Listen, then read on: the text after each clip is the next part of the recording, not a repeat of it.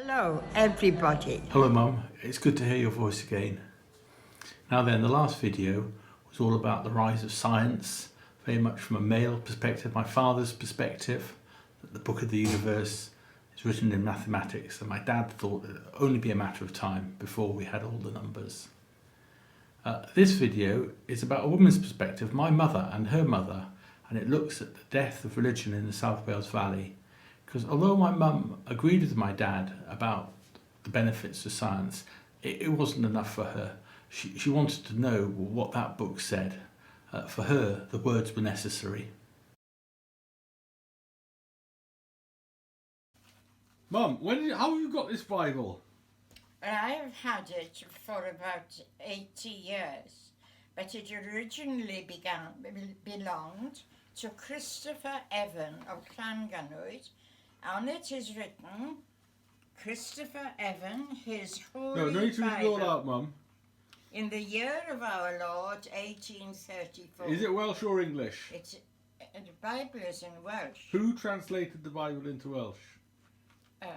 Bishop Morgan. And in the year 1588, and he travelled with the Welsh translation of the Bible to take it to the printer in the middle of a terrible storm. Was he Protestant or Catholic? They were Protestant, they were chapel. But they still went to church for all the offices relevant to them. Right. Gosh, you've had that for 80 years. And do you read it every day? I have never read it, I'm afraid. Terrible, terrible. Oh, say goodbye. Goodbye, and I hope the new owner of this Bible will use it more than I have. Mum's 99 now, born in 1924 on the Welsh Hill farm. Life there would have been instantly recognisable to a Roman soldier who had been based in nearby Neath. There was running water from a stream, no gas, no electricity, horse-drawn carts. Her father was a soldier of empire. Two other things that would have been recognisable would have been the language, wouldn't have changed that much, and Christianity, which had kept a foothold in Wales all those long years. And I think it's those two things, Christianity and the language, which helped define the whole Welsh nation. Hello, Mother. Hello, son. Would you like to take us through a typical day as a young girl on a Sunday when you were young? Yes. Go on then. Right. I would wake up about 7:30. I would have a bath and go downstairs and have breakfast, which my father cooked with bacon and whatnot. Then at 10:30, we walked from my house to the village, and we did not go to the Church of England. We only went there for the high days of the Christian religion. So where did you go? I went to chapel, and we were followers of John Wesley, and we were called Methodists. And what does that mean? They followed the teaching of John Wesley. And what was his teaching? He had begun as a member of the Church of England. I think he joined a sect called the Moravians, and then he started preaching on his own account out with the boundaries of the parish church. His followers were rather looked down upon. They weren't proper, in their opinion, they did not... What did he say that was different to anybody else? What? What did he say that was different to anybody else? It was a narrower interpretation of Christianity. In what way? In the way that the Church of England was a broader church. The Methodist revolution under John Wesley was stricter, narrower, a more literal translation of the Bible. So the way of life was confined to the three services on a Sunday, What were the three And services on a Sunday? in the farming community to which I belong, the big offices of the Church of England were still held. Baptism and burial were still the prerogative of the Church of England, but the mass of the working population were Methodists. Okay, so you had an hour and a half And in the morning. the Methodist Revolution is said to have been the institution and the followers which saved England from the French Revolution. Okay, I'm trying to get an idea of how much time you spent at church on the Sunday. An hour How and a half much- in the morning. An hour and a half in the morning, then we went home to lunch, and then there was Sunday school from 2:30 to 4, and then there was an evening service. And how did you enjoy those? There was an itinerant preacher who belonged to the Methodist collaboration in all this. And as a matter of interest, my mother's brother, who had a very bad 1914 war and was gassed very badly in it, he once described to me that he saw this cloud of gas coming aboard stuff. When did you stop going? I stopped going when I went to Manchester and met Mark, really. So all the way through university you went to a Welsh chapel and what have Well, you? no, I was in Scotland for 3 years, so I went to the Church of Scotland, which is very similar, very non-Anglican. It was very similar to the Methodist Final Church. question. When you were a little girl, how important was it that it was in Welsh, the service? How important? Important was the language, that it was in Welsh. Oh, it was solely in Welsh. And how important was that? Well, in the sense that it was quite different from my schooling, which was in English. And when I started school, I was the oldest in the family, and I used to go back home and teach my siblings to speak English. And I remember clearly my father being at the bottom of the stairs and saying, "Now, Gwen, you keep English for school and we speak Welsh at home." And I owe that sentence to the fact that I am bilingual and that my first thoughts are in Welsh still. It's a very good place to finish. Would you like to... So chapel was a way of life for the whole community. And at the beginning of the 20th century, everybody went to chapel. And at the end of the 20th century, nobody went to chapel. So what on earth happened?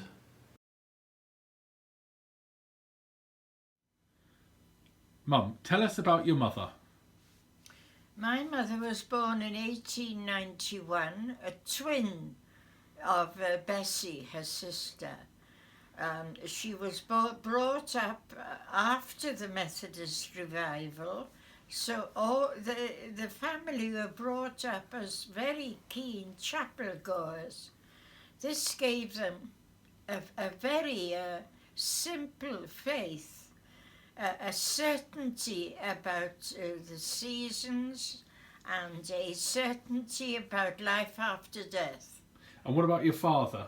My father went to work underground at the age of 12. Then when he was 18, he volunteered to the Boer War. Having served there for 2 or 3 years, he spent the rest of his life in South Africa. So was he religious? No, completely irreligious. So was it your mother that got everybody to church? It was Chapel. my mother who, by example, attended chapel 2 or 3 times a Sunday, but my father paid great respect to her belief and never contradicted her publicly. And how well educated was your mother?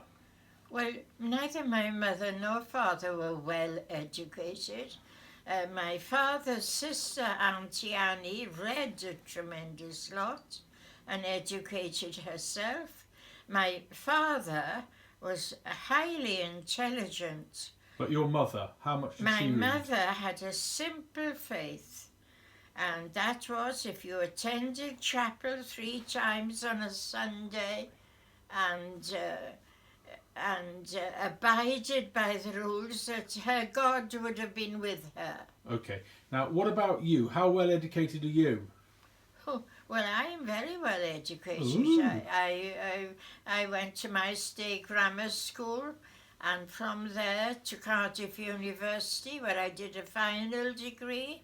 Then I went to Aberystwyth, where I got a first-class honours degree and did teacher training and a master's degree, which was a rare event in those days. So what would you say is the difference between your mother's beliefs and yours?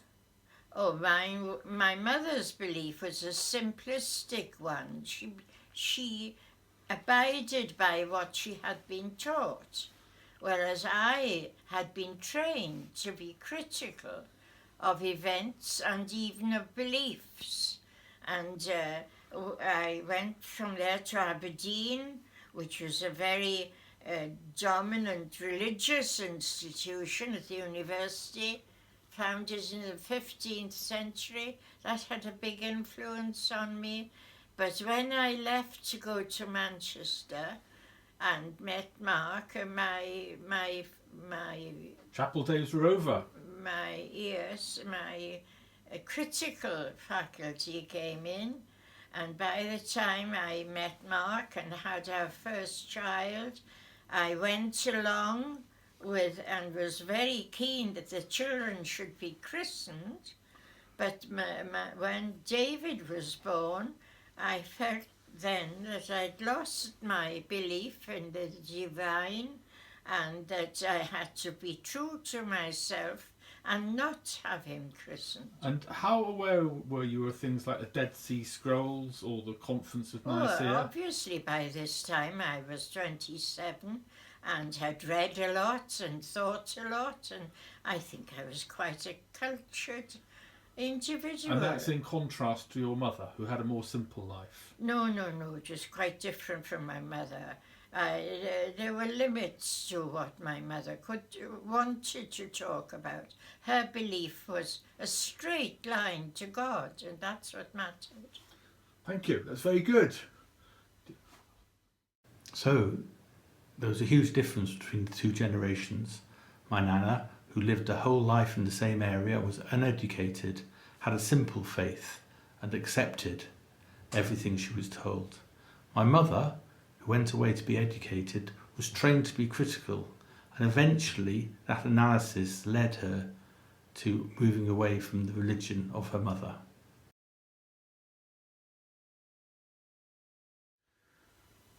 Mum, did your mother pray? She prayed constantly.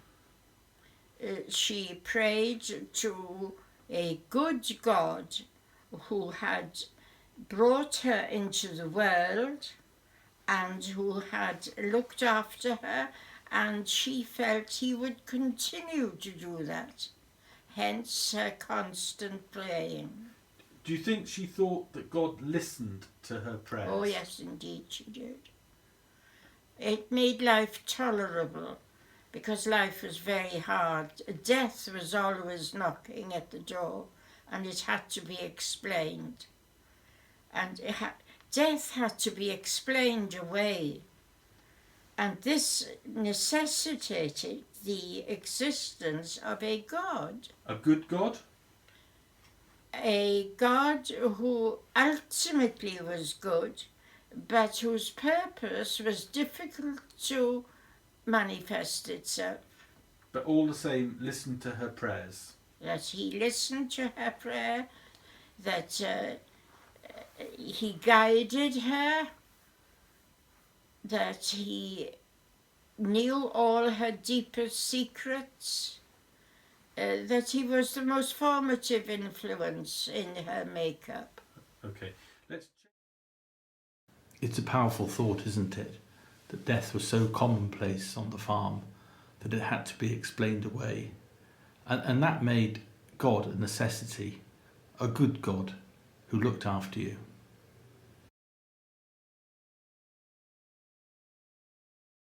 Let's change the question now to your experience in the 20th century. Can you start off talking about the First World War and what happened to your family in the First World War? 1914 to 18 was a terrible time. And although we lived on a remote hill sheep farm, death became very near. Some of my best friends at school were in boats that were sunk in the First World War. My mother's older brother was shot in the knee and could never walk again. His middle-sized brother was gassed at Ypres, and the youngest one, Gwyn, saw the poison gas mustard gas come in waves towards him. He breathed it in and he suffered from his chest. How did your mother find out about the deaths of her family? Well, the one I remember vividly is a Sunday morning. I'd been to chapel with my mother, and my mother's birthplace was a hill sheep farm, and the farm sloped down the hill. And as we watched, my mother said, "Oh, it's the red bike coming." I said, "What about the red bike?" And she says, "Well, somebody's died, somebody's been killed in the war." And this is how it was the harbinger of death, really. Okay, if we move from the First World War to the Second World War, what was your experience of what happened to Swansea? Swansea, the Blitz in Swansea, we saw in the sky, because they hit the oil field, the oil well, first of all, and there was snow on the ground, so everything was highlighted for the Germans after the first bombing raid. They hit the oil storage things. And how did you know they were coming?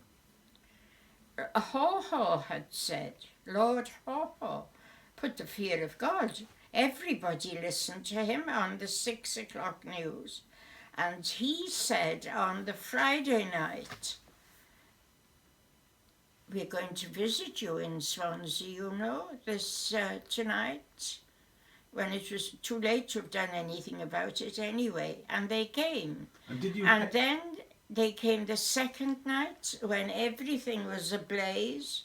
And then on the third night, most of Swansea had evacuated to the Gower. Okay, then after the war, when you were at Manchester University, you had a lot of Jewish friends and colleagues. And what did you think of their experience? People like Guy Eisner. The professor there was Jewish. Guy Eisner was my best friend. But Manchester University had a policy of welcoming these Jewish emigres. And they contributed enormously to the ability and the wealth of the community. Did they talk much about the experience they'd been through? Oh, no. It was too deep. It was too painful to chatter about. Okay. But by then, had you got a view that Hitler, for example, was evil? I had a feeling that the war was evil. Things were evil. That really the outcome of wars was always on the side of the strong. And the weak didn't matter, didn't count. They were just fodder. Did that count in things like Biafra as well, where you watched little kids starving on your television? Yes, the world belongs to the strong, let's face it. The weak have always been trampled or dismissed. So do you think... God might have been necessary to explain death away on the farm, but a good God can't possibly explain away the horrors and evil of the 20th century. So what was the impact of the First World War? The impact of the First World War, there was food rationing, but my mother had 3 brothers. All of them were graduates or became graduates, and they were 6'2" tall, which in South Wales was very tall and very enviable. And the one, as I told you, went into the army, and his knee, he was lame for the rest of his life. The second son, William, had come home on compassionate leave because he got married, and he was a school teacher. And within 2 weeks of his getting married, he was killed at Deep. And then the youngest brother was the one who saw this mustard gas So I have a coming. question for you. Given all these horrible things that were happening, and presumably you were still going to church during this period. Oh gosh, yes. Was there any discussion around the dinner table with your parents about no, faith, they or were was that proud, not allowed to no. be discussed? No, the boys did as Duty. their loyalty decreed. They were sons of empire, and But what about belief in God? Did it cause your mother to question her belief? no. Must have had a terrible Fatalist. impact on a farming family. But the third brother became religious. He was a boy of 18 who volunteered to go to the war. And he was the one who, one was injured, the other was killed, and the third, this one, volunteered and had this gas, so his chest was always a mess. But in fact, he then did a degree in divinity. He was very religious. So how became the moderator of the Free Church Assembly for Great Britain.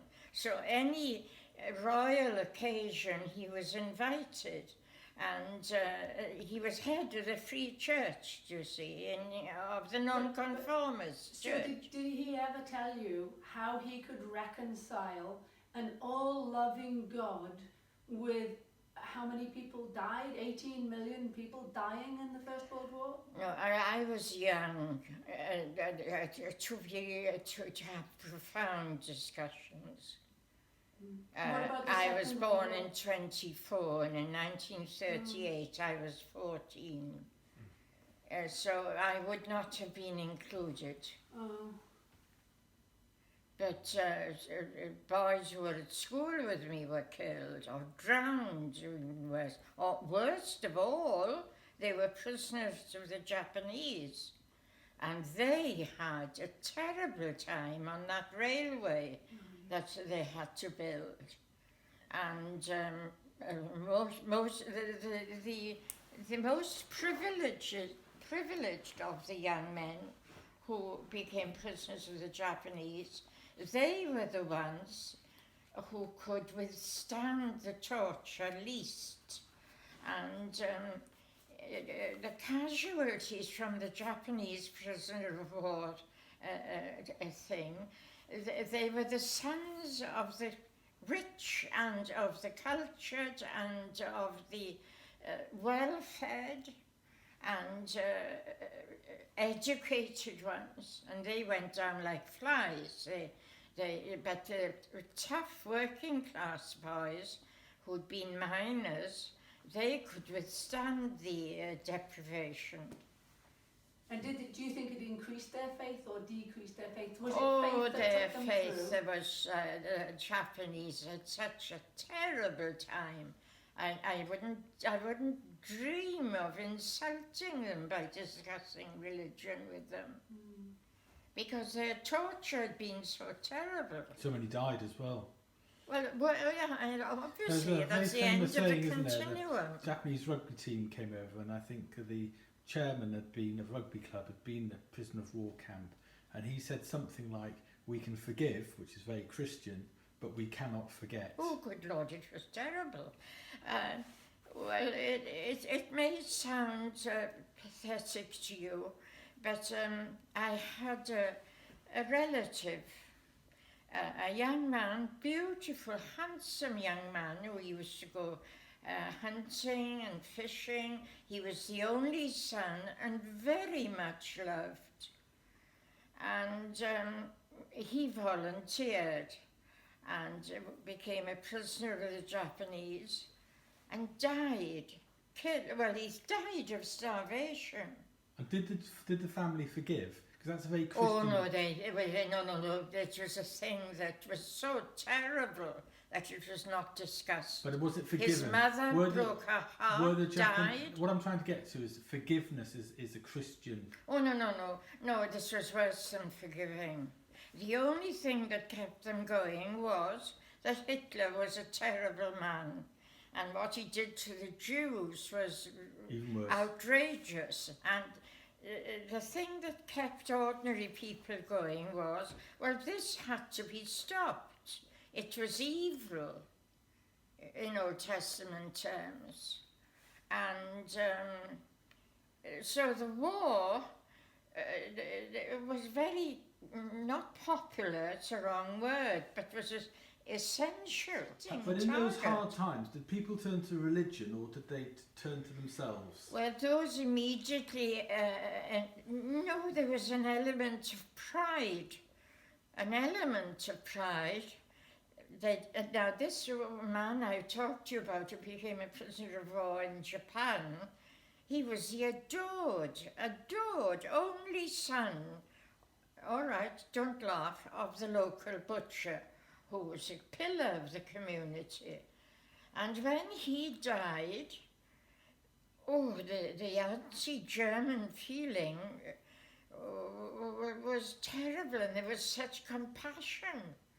I think the war brought out more compassion as a human being than has ever been admitted, really. Compassion to other people in the community. Because it happened, you see, if a family, not only the dukes and earls and whatnot, but the peasantry, if they'd lost their only child, they would be bereft, and you'd see the woman would very often die in a few years. Yeah. It was unimaginable. It's hard to imagine now. Yes. Stop there. There was an acceptance that evil had to be stopped, that sacrifices had to be made, and they were. But the strong feelings were of compassion for the local community, certainly not of forgiveness for the aggressors. We're moving away from Christian values here.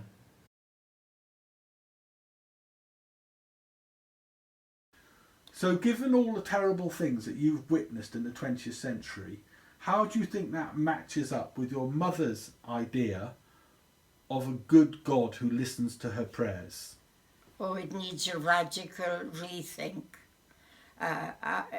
For myself, I've had to do this rethink and to believe that the evil that we've witnessed in this century has been man-made, but God has allowed it to happen. This was the old belief. Nowadays, we hope that mankind is learning to solve the terrible problems that confronts us. So do you pray? I don't pray consciously, no. Because? I don't think it works. And do you think that view is common to people across South Wales, part of the reason why the churches are now empty? Oh, no. I think the act of prayer was a very sophisticated one, and that people have been disillusioned because their prayers have not been answered. The 20th century knew terrible unemployment, poverty, the dictators. Where was God in all this? So where was God in the 20th century? It's a profound statement from Mum that it needs to be rethought, and she certainly didn't see her prayers being answered or listened to.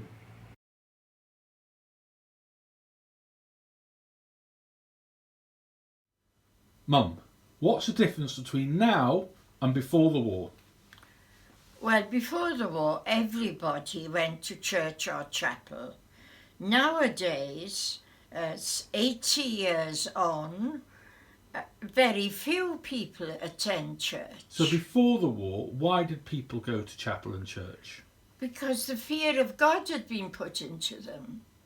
It was only 10 years before the evangelists had been created, and with all the religious fervour that went with them.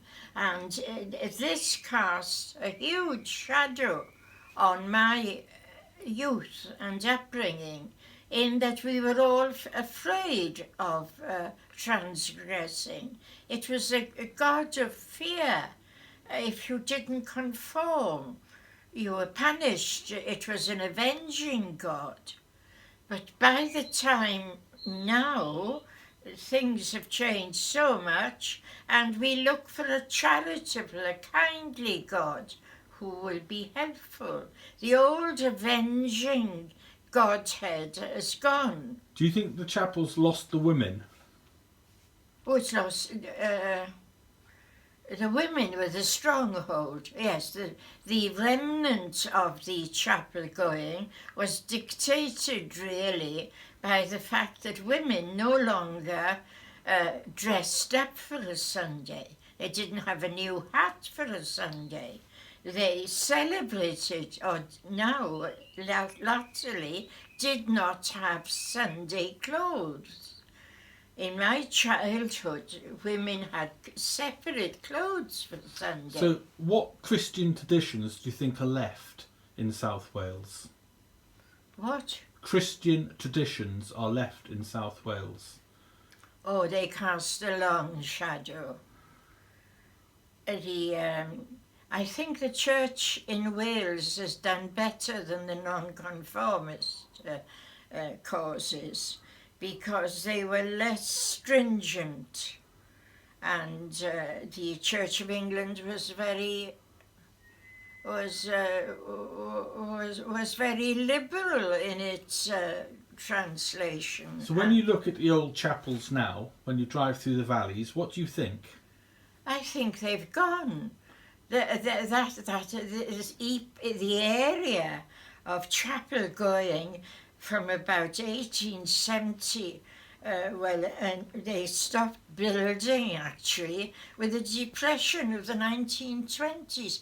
And in my childhood, my mother's chapel had what they called a balance sheet, and in it was produced actual figures of how much every member of that chapel had contributed to the cause. Because many of those And chapels were this magnificent, weren't they? What? The chapels were magnificent, the buildings. Oh, the architecture, the masonry was magnificent, yes. So what do you think the message of... Why do you think the message of the chapels is no longer relevant to the congregation? It's a very big question, isn't it? I often wonder if it won't return. Religion is an odd thing in this respect. There have been revolutions and counter-reformations and whatnot throughout history. The church, I mean the Catholic in the broader sense of the church, it's a history of vicissitudes, really, of popularity, of martyrdom, of... So do you think that if the popularity of the church is going down, do you think the popularity of Jesus is going down? Is there a distinction between the Christian message and the message of Jesus? The figurehead of Jesus is being confined to fundamentalism. It's becoming... Are you sure about that? Don't you think that's a message that everybody accepts, a message of love? Well, it should be, but it's very simplistic and very far away from the nomadic shepherd's intellect Isn't the that message the followers of Christ isn't the message eternal though, that you get to God through loving your neighbour and not by following a set of rules? Well, you're back to the Old Testament there, which differs from the Old Testament was a God of wrath and of anger and of fear. The message of the New Testament should be one of love and of forgiveness. And do you think that's still relevant to South Wales, that message? Well, people are not so bothered anymore. Remember, life was much shorter in those days. Nobody lived to be more than 30 odd. Do you think we're more selfish now? No, humanity is much the same as it ever was. Wow. Okay, we'll leave it there. Say goodbye to the camera. Goodbye, camera. Goodbye. Bye-bye. It's very inadequate, I'm afraid. No, I think you've done very well. It's a terrible thing when apathy sets in for a religion, and Mum gave many reasons why that happened. But she didn't underestimate religion and its ability to change and evolve many times over. What I really want to ask you is that there was a point at which you stopped going to church. Yes. Was there a point at which you lost your faith? Well, it was very gradual. I saw to it that you children were christened. Why? Why? Because I felt it was the right and proper thing. But in the 5 years gap between you and David was not christened because I thought it would have been hypocritical of me. So what do you think now of an all-knowing, all-loving God? I am afraid that we reap what we sow in this life, largely, that we are products of our environment, and we came from the earth, and we go back to the earth. So there's no afterlife for you? Not for me, sadly, but I wouldn't like that to influence anybody else. What does that mean when you're gone? Does it mean you're gone? Sorry? When you're gone, what's left? Well, I've just told you, it's the end. Nothing. The void. There's no belief in... I cannot any longer. I don't like saying this.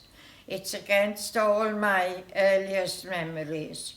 But I find now that when I die, it'll be the end of me. Okay. But the way I've lived and the children I've produced and the whole way of life will go on. Okay, final question. Do you miss not being part of a church? Oh, enormously. Why? Why? Because it's an essential, what was an essential part of my being, I can no longer cling to. I think we cling to religion as a support to make life possible. Well, that has been cut underneath. What about me. being part of the community? Part of the community? No. What does community mean in my respect? I've moved around Britain quite a lot. But you miss religion? Pardon? You miss religion? Oh, enormously, and I've got enormous respect. I would never, ever decry or minimise the influence, nor would I in any way disrespect people who still believe in it. It would be quite against my nature. But at the same time, you've lost your belief? For myself, Yeah. I have. But I say it reluctantly. Mum had lost her faith, lost her belief in the teachings of her childhood. For her there was no life after death, and she expected to go back to the earth.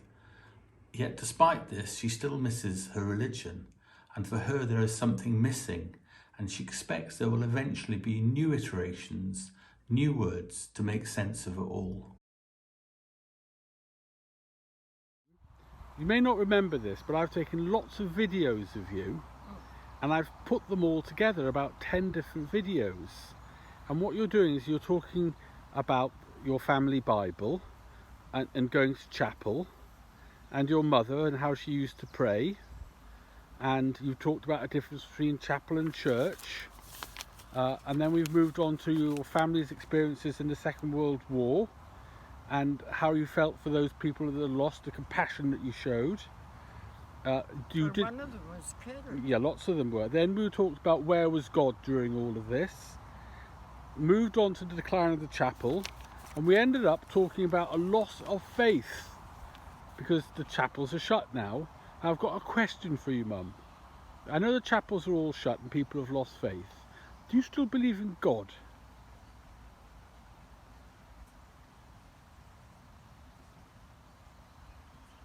That is a very big question. And what's the answer? Yes or no? Not religion, not the church, but God.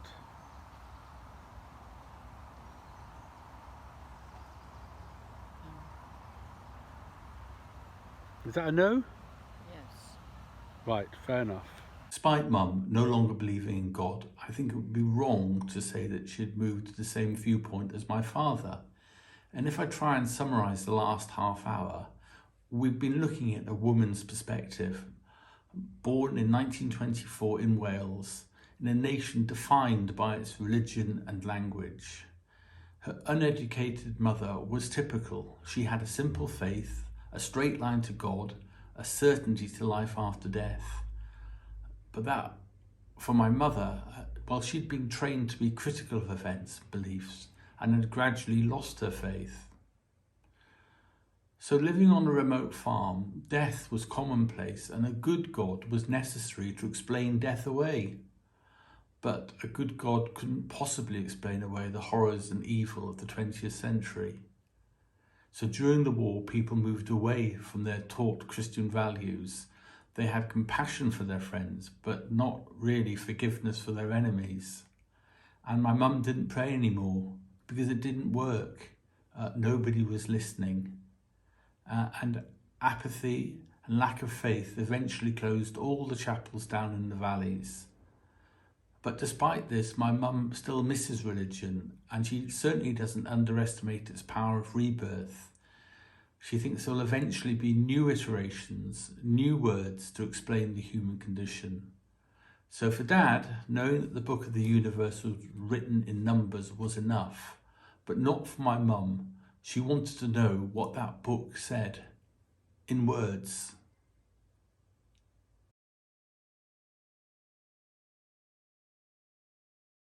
So in the next video, we'll be looking at my viewpoint, having taken consideration of my father and my mother. And my viewpoint coming into this can be very succinctly summarised as being defined in the negative. I knew what I didn't believe, but really not a clue what I did believe. So I hope you like, I hope you subscribe, and I hope we'll see you for the next video. Bye bye.